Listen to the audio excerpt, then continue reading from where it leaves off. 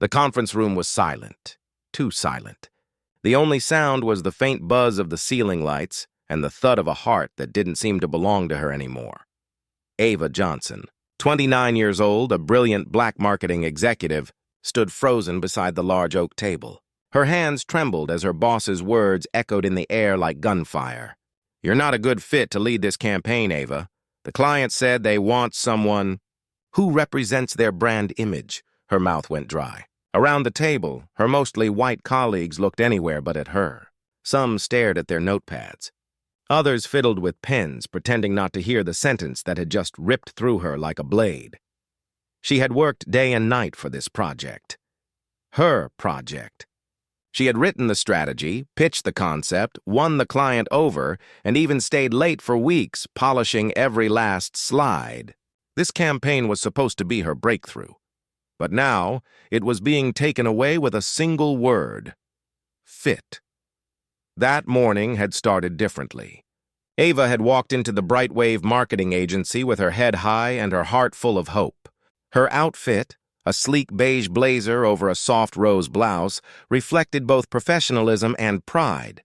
Her dark brown skin glowed in the warm office light, and her thick curls framed her confident smile. Everyone had congratulated her after the client presentation last week. "You nailed it," her coworker Lacey had said. That pitch was fire.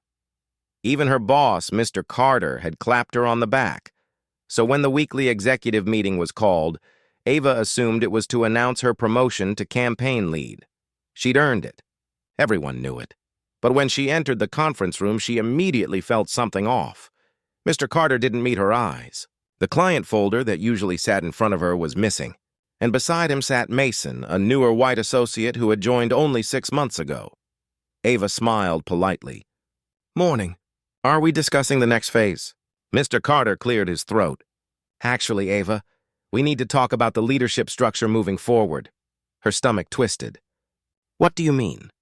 He hesitated, adjusting his tie like the truth might strangle him. The client expressed concern about representation. They think Mason better aligns with their target audience. There it was, the coded language. The kind that made your ears burn even though no one said it outright. She blinked, trying to process. "Better aligns?" Mason shifted awkwardly, clearly uncomfortable.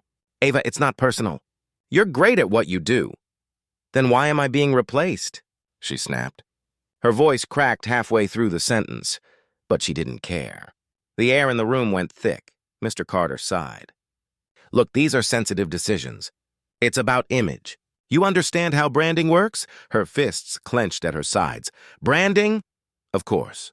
It always came back to that." When the meeting ended, Ava walked out without saying another word. Her heels clicked sharply on the marble floor, echoing through the corridor. By the time she reached the elevator, tears were already streaming down her cheeks. Inside, the mirrored walls reflected a woman who looked strong but shattered. The kind of woman who'd fought so hard to be recognized that she'd forgotten how to rest. She stepped out on the rooftop instead of the lobby. The city stretched out before her, glass and steel glowing in the afternoon sun. She leaned against the railing, gripping it so tight her knuckles turned pale.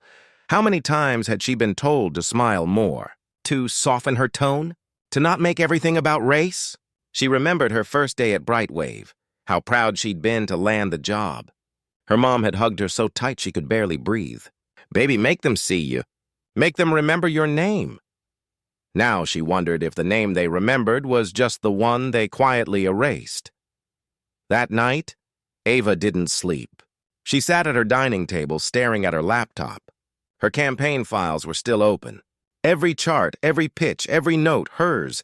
She thought about deleting it all. About walking away. Then she thought about every young black woman who'd messaged her on LinkedIn, thanking her for paving the way. She thought about her mother working 2 jobs just to make sure she could go to college. She thought about how silence only protects those who cause the harm. And that's when she made her choice. The next morning, when everyone gathered for the agency's all-hands meeting, Ava walked to the front. Her voice was steady, but her eyes burned with purpose. "I know I'm not supposed to say this," she began, "but someone has to." Every head turned. Mr. Carter's face drained of color. "This agency talks about diversity," she continued, "but when it's time to trust black leadership, we disappear. My campaign was taken from me, not because I failed, but because I don't fit a certain image." A low murmur spread across the room. Mason lowered his gaze. "I worked for this company because I believed in our message, innovation, inclusion, authenticity. But those words mean nothing if we don't live them," she exhaled sharply. "So I'm done hiding." Then she placed her company ID card on the table and walked out. By lunchtime, someone had leaked her speech online. Within hours, it went viral. Black executive calls out racism in marketing firm. Not the right image, the story behind the viral speech. Ava's inbox flooded with messages. Strangers thanked her. Students called her brave. Some shared their own stories, whispers of discrimination behind glass doors, echoes of her own experience. Brightwave's PR team scrambled to respond. Mr. Carter issued an apology, but it was too late. The truth was already louder than the brand. A week later, Ava received an offer from a nonprofit organization that specialized in supporting black entrepreneurs. They wanted her to lead their communications department. She said yes. 6 months later, Ava stood on stage at a small community conference, looking out at a crowd of young women taking notes eagerly. She was wearing a simple black blazer and a bright smile. Her natural curls framed her face freely this time. No corporate mask, no forced perfection. She told them the truth. The world won't always clap for you when you win. Sometimes it'll try to silence you instead. But every time they shut a door, remember, you can build your own. The audience erupted in applause, and as Ava looked around the room, she realized something beautiful. She didn't just find her voice. She had given others the courage to find theirs, too.